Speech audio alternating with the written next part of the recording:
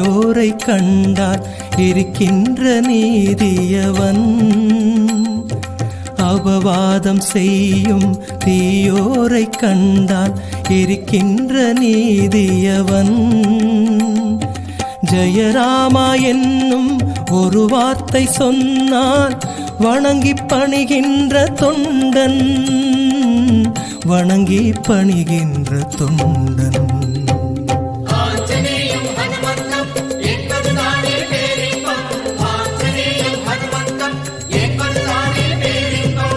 ஆகாயம் தாவும் ரகுநாதநேசன் ஹனுமனை போற்றுவோ.